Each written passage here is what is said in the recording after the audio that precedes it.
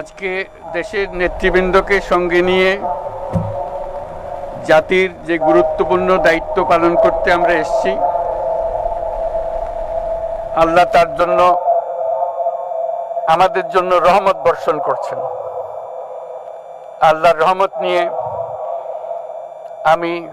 এই ঘোষণাপত্র পাঠ করব। বিসমিল্লাহির রহমানির রহিম। যেহেতু উপনিবেশ বিরোধী লড়াইয়ের সুদীর্ঘকালের ধারাবাহিকতায় এই ভূখণ্ডের মানুষ দীর্ঘ 23 বছর পাকিস্তানের স্বৈরশাসকদের বঞ্চনা ও শোষণের বিরুদ্ধে রুখে দাঁড়িয়েছিল এবং নির্বিচার গণহত্যার বিরুদ্ধে গণপ্রতিরোধ গড়ে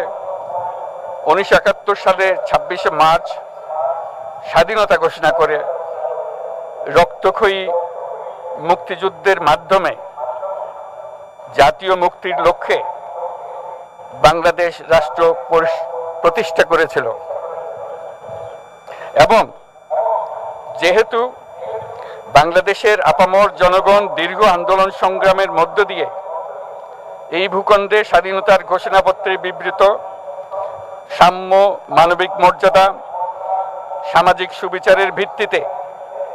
উদার গণতান্ত্রিক রাষ্ট্র বিনির্মাণের আকাঙ্ক্ষাকে বাস্তবায়নের জন্য সর্বোচ্চ ত্যাগ স্বীকার করেছে, এবং যেহেতু স্বাধীন বাংলাদেশের 1972 সালের সংবিধান প্রণয়ন পদ্ধতি এর কাঠামোগত দুর্বলতা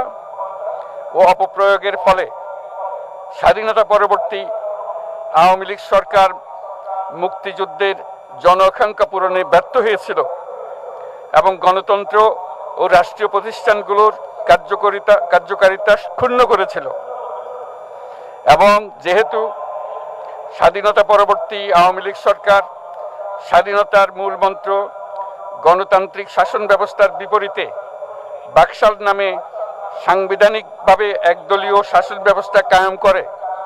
এবং মত প্রকাশ ও বিচার বিভাগের স্বাধীনতা হরণ করে, যার প্রতিক্রিয়ায় 1975 সালের 7ই নভেম্বর দেশের সিপাহী জনতার ঐক্যবদ্ধ বিপ্লব সংগঠিত হয় এবং পরবর্তী সময়ে একদলীয় বাকশাল পদ্ধতির পরিবর্তে বহুদলীয় গণতন্ত্র, মত প্রকাশ ও বিচার বিভাগের স্বাধীনতা পুনঃপ্রবর্তনের পথ সুগম হয়। এবং যেহেতু 80-র দশকে সামরিক স্বৈরশাসনের বিরুদ্ধে দীর্ঘ 9 বছর ছাত্র জনতার অবিরাম সংগ্রামের মধ্য দিয়ে 1990 সালে গণ অভ্যুত্থান সংগঠিত হয় এবং 91 সনে পুনরায় সংসদীয় গণতান্ত্রিক শাসন ব্যবস্থার প্রবর্তন করা হয়, এবং যেহেতু দেশি বিদেশি চক্রান্তে সরকার পরিবর্তনের গণতান্ত্রিক প্রক্রিয়া ব্যাহত হওয়ায় 1/11-র মতো ষড়যন্ত্রমূলক ব্যবস্থার মাধ্যমে বাংলাদেশে শেখ হাসিনার একচ্ছত্র ক্ষমতা, আধিপত্য এবং ফেসিবাদের পথ সুগম করা হয়। যেহেতু দীর্ঘ 16 বছরের ফেসিবাদী অগণতান্ত্রিক গণবিরোধী শাসন ব্যবস্থা কায়েমের লক্ষ্যে এবং একদলীয় রাষ্ট্র ব্যবস্থা প্রতিষ্ঠার অতি উগ্র বাসনা চরিতার্থ করার অভিপ্রায়ে সংবিধানে অবৈধ অগণতান্ত্রিক পরিবর্তন করা হয়, যার ফলে একদলীয় একচ্ছত্র ক্ষমতা ও আধিপত্য প্রতিষ্ঠার পথ সুগম হয়। এবং যেহেতু শেখ হাসিনার আওয়ামী লীগ সরকারের দুঃশাসন, গুম খুন, আইন বহির্ভূত হত্যাকাণ্ড, মত প্রকাশের স্বাধীনতা হরণ এবং একদলীয় স্বার্থে সংবিধান সংশোধন ও পরিবর্তন বাংলাদেশের সকল রাষ্ট্রীয় সাংবিধানিক প্রতিষ্ঠানসমূহকে ধ্বংস করে, এবং যেহেতু হাসিনা সরকারের আমলে তারই নেতৃত্বে একটি চরম গণবিরোধী, একতান্ত্রিক ও মানবাধিকার হরণকারী শক্তি বাংলাদেশকে একটি ফেসিবাদী, মাফিয়া এবং ব্যর্থ রাষ্ট্রের রূপ দিয়ে আন্তর্জাতিকভাবে বাংলাদেশের ভাবমূর্তি ক্ষুণ্ণ করে, এবং যেহেতু তথাকথিত উন্নয়নের নামে শেখ হাসিনার ফেসিবাদী নেতৃত্বে সীমাহীন দুর্নীতি, ব্যাংক লুট, অর্থ পাচার ও অর্থনৈতিক প্রতিষ্ঠানগুলিকে ধ্বংসের মধ্যে দিয়ে বিগত পতিত দুর্নীতিবাজ আওয়ামী লীগ সরকার বাংলাদেশ ও এর অমিত অর্থনৈতিক সম্ভাবনাকে বিপর্যস্ত করে তোলে এবং পরিবেশ, প্রাণ বৈচিত্র্য ও জলবায়ুকে বিপন্ন করে। এবং যেহেতু শেখ হাসিনার ফ্যাসিস্ট সরকারের বিরুদ্ধে রাজনৈতিক দল, ছাত্র শ্রমিক সংগঠন সহ সমাজের সর্বস্তরের জনগণ গত প্রায় 16 বছর যাবৎ নিরন্তর গণতান্ত্রিক সংগ্রাম করে জেল জুলুম, হামলা মামলা,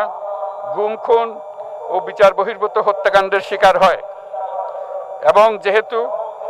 বাংলাদেশে বিদেশি রাষ্ট্রের অন্যায় প্রভুত্ব, শোষণ ও খবরদারিত্বের বিরুদ্ধে এদেশের মানুষের ন্যায়সঙ্গত আন্দোলনকে বহিঃশক্তির তাবেদার আওয়ামী লীগ সরকার নিষ্ঠুর শক্তি প্রয়োগের মাধ্যমে দমন করে। এবং যেহেতু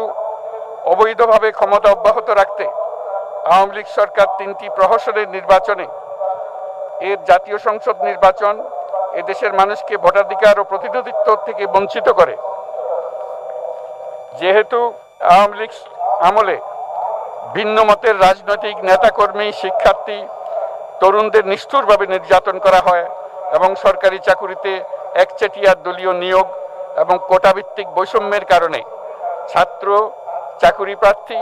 নাগরিকদের মধ্যে চরম ক্ষোভের জন্ম হয়। এবং যেহেতু বিরোধী রাজনৈতিক দল সংগঠনের উপর চরম নিপীড়নের ফলে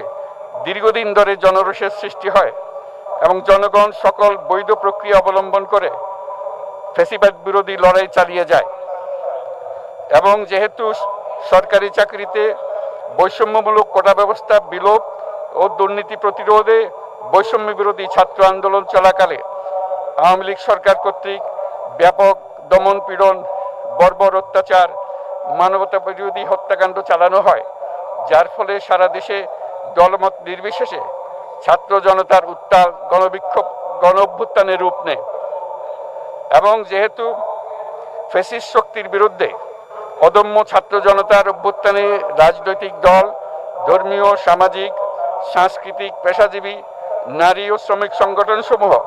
সমাজের সকল স্তরের মানুষ যোগদান করে এবং আওয়ামী ফ্যাসিবাদী বাহিনী রাজপথে নারী, শিশু সহ প্রায় 1000 মানুষকে নির্বিচারে হত্যা করে, অগণিত মানুষ পঙ্গুত্ব, অন্ধত্ব বরণ করে। আন্দোলনের চূড়ান্ত পর্যায়ে সামরিক বাহিনীর সদস্যগণ জনগণের গণতান্ত্রিক লড়াইকে সমর্থন প্রদান করে। এবং যেহেতু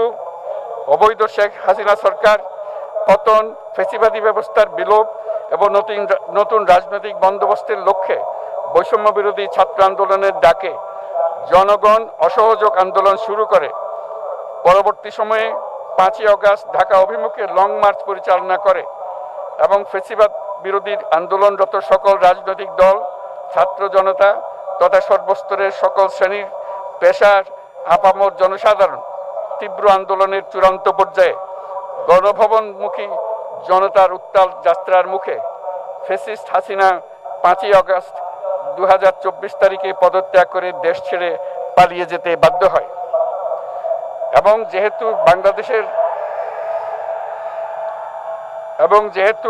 বাংলাদেশের রাজনৈতিক ও সাংবিধানিক সংকট মোকাবেলায় গণ অভ্যুত্থানের মধ্য দিয়ে ব্যক্ত জনগণের সার্বভৌমত্বের প্রত্যয় ও প্রয়োগ রাজনৈতিক ও আইনি উভয় দিক থেকে যুক্তিসঙ্গত, বৈধ ও আন্তর্জাতিকভাবে স্বীকৃত এবং যেহেতু জনগণের দাবি অনুযায়ী এরপর অবৈধ দ্বাদশ জাতীয় সংসদ ভেঙে দেওয়া হয় এবং সংবিধানের 106 অনুচ্ছেদ অনুসারে সুপ্রিম কোর্টের মতামতের আলোকে সাংবিধানিকভাবে ডক্টর মোহাম্মদ ইউনূসের নেতৃত্বে 8ই আগস্ট 2024 তারিখে একটি অন্তর্বর্তীকালীন সরকার গঠন করা হয়। এবং যেহেতু বাংলাদেশের সর্বস্তরের জনগণের ফ্যাসিবাদ বিরোধী তীব্র আকাঙ্ক্ষা এবং ছাত্র জনতার অভ্যুত্থানের মধ্য দিয়ে ফ্যাসিবাদ, বৈষম্য, দুর্নীতিমুক্ত সমাজ ও রাষ্ট্র বিনির্মাণের অভিপ্রায় প্রকাশিত হয়,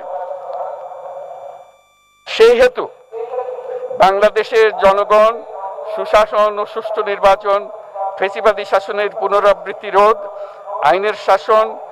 অর্থনৈতিক ও সামাজিক ন্যায় বিচার নিশ্চিত করার লক্ষ্যে নিয়মতান্ত্রিক উপায়ে বিদ্যমান সংবিধান ও সকল রাষ্ট্রীয় সাংবিধানিক প্রতিষ্ঠানের গণতান্ত্রিক সংস্কার সাধনের অভিপ্রায় ব্যক্ত করে। এবং সেহেতু বাংলাদেশের জনগণ বিগত 16 বছরের দীর্ঘ ফেসিবাদ বিরোধী আন্দোলন সংগ্রামকালে এবং 2024 সালের জুলাই গণঅভ্যুত্থানকালীন সময়ে ফ্যাসিস্ট আওয়ামী লীগ সরকার কর্তৃক সংগঠিত গুম খুন, হত্যা, গণহত্যা, মানবাধিকার বিরোধী অপরাধ ও সকল ধরনের নির্যাতন, নিপীড়ন ও রাষ্ট্রীয় সম্পত্তি লুণ্ঠনের অপরাধ সমূহের দ্রুত উপযুক্ত বিচারের দৃঢ় অভিপ্রায় ব্যক্ত করছে। সেহেতু বাংলাদেশের জনগণ জুলাই জনগণের সকল শহীদদের জাতীয় বীর হিসেবে ঘোষণা করে শহীদদের পরিবার, আহত যোদ্ধা এবং আন্দোলনকারী ছাত্র জনতাকে প্রয়োজনীয় সকল আইনি সুরক্ষা দেওয়ার অভিপ্রায় ব্যক্ত করেছে। এবং সেহেতু বাংলাদেশের জনগণ যুক্তিসঙ্গত সময়ে আয়োজিতব্য